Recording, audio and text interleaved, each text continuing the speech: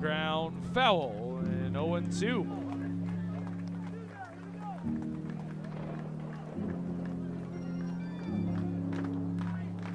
Parente deals on the ground is short. Smybert to first, he overthrew him. The force was on to second base. Smybert opted to go to first. Toronto's gonna score and they take a 4-3 lead. If the Maple Leafs have any chance of winning this series, they have to win Game 1 right here. So the pressure is on Sam Greene to pitch another scoreless inning. I wasn't thinking about it that way. I was thinking about more like, hey, we got to win this game. And that was the pressure. And I'm not gonna lie, like it was a lot of pressure. I hadn't pitched. I'd been a starter all year. Like I hadn't pitched in really kind of high leverage situation like that. But swing and a miss. Strike 3, 1 away. Greene comes set, now delivers. Pierce on the ground is short. Slow roller, Venicio's got it, 2 down. Here's the 2-2. He got him! Sam Greene pitches 2 scoreless innings, and the Maple Leafs take Game 1.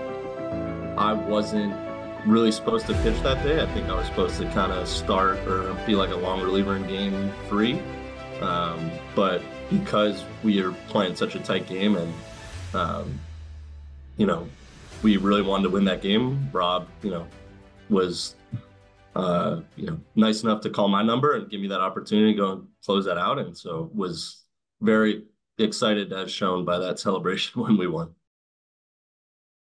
Well, that's Sam Greene there from the Toronto Maple Leafs. And what a big moment that was for Sam against the Welland Jackfish. That was in Game 1. 2 innings of scoreless relief from Greene, and he was fantastic in that series. He was a big piece of the Maple Leafs team last season as well, and looks to continue to be that big piece for the Leafs this season. This is season 3 of Leafs Weekly. You're watching episode 4. Thanks so much for tuning in. And there's no question that Sam Greene is one of the X factors on the mound for the Toronto Maple Leafs this season, but his role is going to extend a little bit further than just trying to get through innings and give the team a chance to win when he's starting games on the mound or maybe coming in relief. We're not sure yet this season, but I think Sam Greene is going to hold down one of those starting position roles this year on the mound. But Sam Greene's also the pitching coach on the Toronto Maple Leafs this year. And this is something that we saw him do last season, but he wasn't officially in that role. But this year it is official. And we'll talk to Sam Greene a little bit about that and just kind of the unique aspect and the niche that Sam Greene brings to the Toronto Maple Leafs. So without further ado, here's my conversation with Sam Greene. All right, joined now by Sam Greene from the Toronto Maple Leafs. Sam, happy to have you here, and we're looking forward to seeing you on the mound. I know the last time we left you last year, you were kind of developing your pitches. We were talking about, your slurve and your slider. Has that been something you're working on the offseason, and just how was the offseason for you? Yeah, no, happy to be back, Thomas. Thanks for having me on.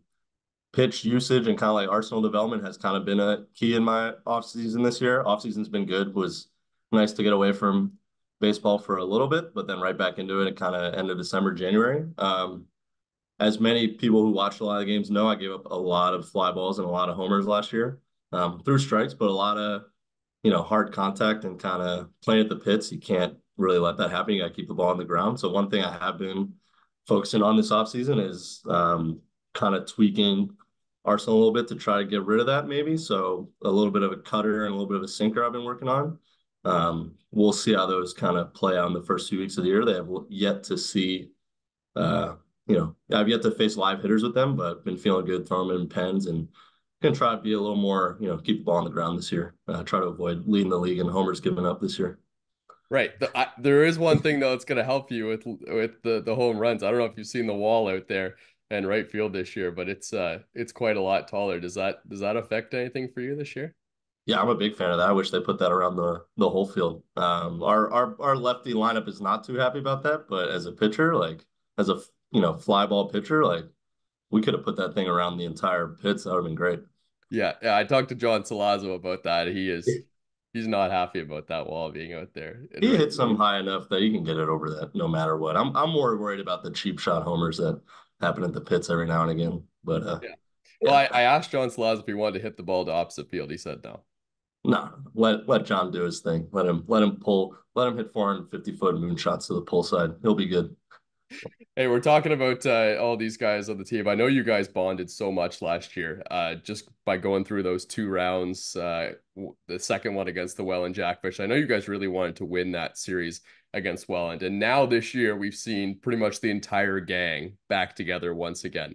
How happy are you just to be back with all the same guys that you guys bonded together so well last year, and just be playing with all the same players once again? Oh, it's extremely exciting. Like it's, I've heard other guys talk about on the show how important that is to them, and it's the same to me. Like it's being able to do it with this crew and I feel relatively new to this crew. Like a lot of these guys have go way back and know each other for a long time, and I kind of inserted myself over the last couple of years. But it's one of the most fun teams I've ever been a part of, and extremely excited to be getting everybody back and giving another shot this year. I know you guys really wanted to win that series against the Yeah, Welland Jackfish, but if we can just kind of go back to game one for a minute, because there was a really exciting, it was a really exciting game in Welland, right? yeah. Went to 12 innings.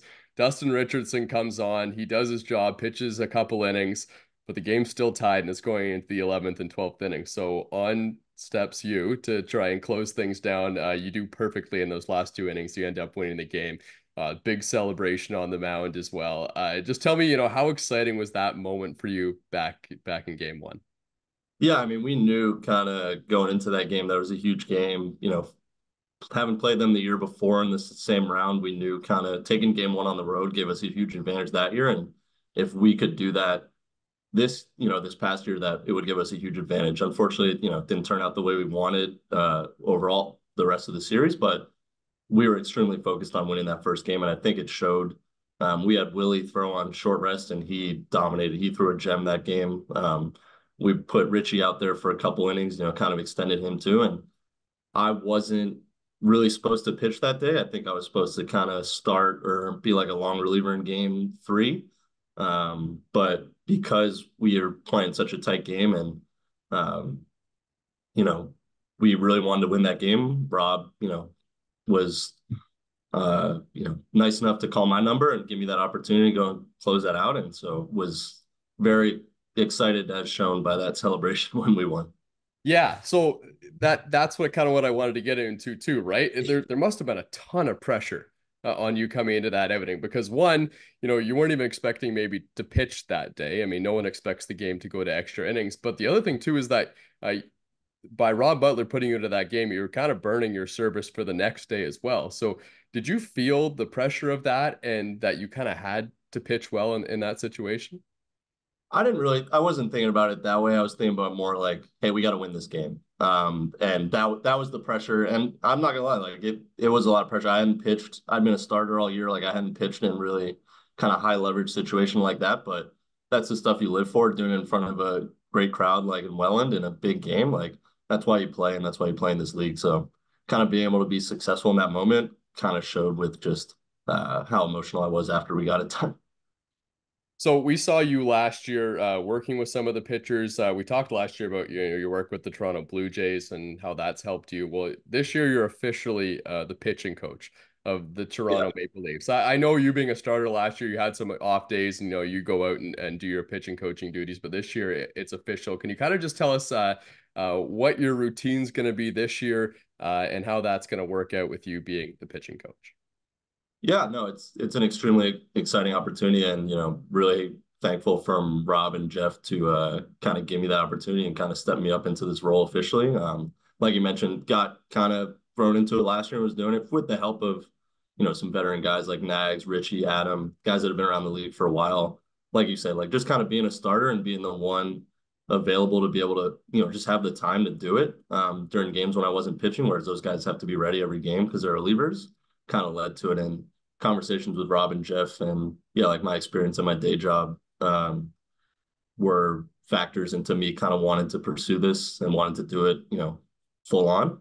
The routine this year, I think, will be pretty similar to last year, like we saw. Maybe a little more conversations with some of our younger guys. A lot, but our pitchers, we're a good group and we're a tight group and we're always interacting with each other and talking with each other. And I'm still going to continue to lean on the veterans and the guys that have been there and won championships. And we're just going to, try to be the best staff that we can be in the IBL.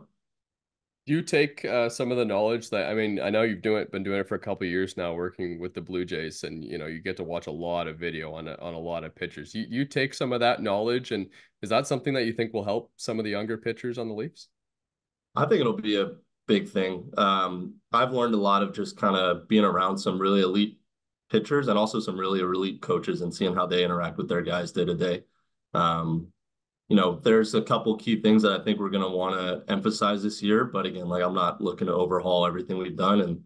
And these guys have been around and know how to pitch. And it's just going to be some small things that I think could maybe just give us a little room for error and help us out as a staff, just some key philosophies. But as you know, there's not a lot of access to data and tech in the IBL. So we're going to have to kind of roll with what we got. And, if that's my niche, like, using whatever we can to kind of help these guys get a little bit better day to day, and helping guide the young guys on how to navigate this league, and it should be interesting. Just kind of building off the niche that you bring to this baseball team as well. We talked last year. I think the title of our episode last year was "Who is this Sam Greene guy?" Because we talked about you coming out of nowhere, and I'm not saying that. You were the one who said you were coming out of nowhere. But you've had a ton of success now in your baseball career, whether it be working or on the mound with the Toronto Maple Leafs, and now you've established yourself as an everyday intercounty baseball league player as well. I'm just kind of wondering, what does that say about pitching that, you see guys that come in from the major leagues and sometimes they don't have success here in the Intercounty Baseball League, but you can have Sam Greene out of McGill University who comes in and can have a ton of success in the Intercounty Baseball League. What does that kind of tell you about pitching in the IBL? Yeah, I mean, I think it's really just about being prepared. Like you said, like you got guys coming out of affiliate ball, and I think sometimes, and a lot of them dominate and come out in pure talent. I was never like a pure talent guy, and kind of had to work my way through, and learned how to do that in McGill, and learned how to do that in my first year in the IBL. And like I think I talked about at the beginning of last year, like it just bit me that I wanted to be really good, and so I've worked hard at doing that. And I just want to say the work and being prepared and knowing what you got to do week in and week out, because it's a grind, especially with everybody working full-time jobs. It's hard to be a pitcher in this league. You have to take the time to take care of yourself and take care of your body, and be ready to go out there and pitch every fifth day. And I appreciate you saying I've had some success. I've thrown a lot of innings. I would love to kind of win some more ball games and really get that team success and win a championship. And that's when I'll kind of be satisfied with that work that's put in. What do you think needs to happen for this Maple Leafs pitching staff as a whole to try and get back to the IBL finals again this year? I think we're going to need to see some of our young guys step up. I think we got a good core, and I'm including myself in that group. I think we've got a ridiculously good top of the rotation with Alvarado, Angel Castro coming back, and Procopio. These are guys with affiliate experience that are extreme competitors and go out there and give you 7 quality innings every time.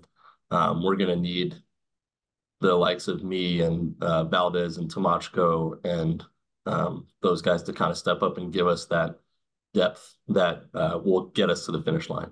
Because those top guys and Richardson and Nags and Mara, they can only pitch so often, right? So we got to make sure that every inning we throw this year is a quality one. Hey, look, Sam, we're excited to see this Toronto Maple Leafs team. We're excited that the whole gang's back together, and thanks so much for stopping by, and good luck this season. Yeah, thanks for having me, Thomas. Can't wait for the season to start. Really looking forward to it. Okay, that was great to talk to Sam Greene there for the Toronto Maple Leafs. Just a reminder, the home opener for the Toronto Maple Leafs is on May the 12th. That's going to go against the London Majors, just like last year. Remember how exciting that game was last year for the Maple Leafs? A 5-4 win with Adam Mara getting the save on the mound as well, closing down that 9th inning. So they'll look for another win against the London Majors in Game 1 on May 12th. And that date is getting closer and closer, and we're going to get a chance to watch a Maple Leaf team that's really more motivated than ever to try and get back to the Intercounty Baseball League finals, and maybe this time win it. I know 2 of the last 3 seasons we've seen the Maple Leafs in the finals. They're trying to get back and have another shot at that again this year. So thanks so much for tuning in to Leafs Weekly. We'll see you next time.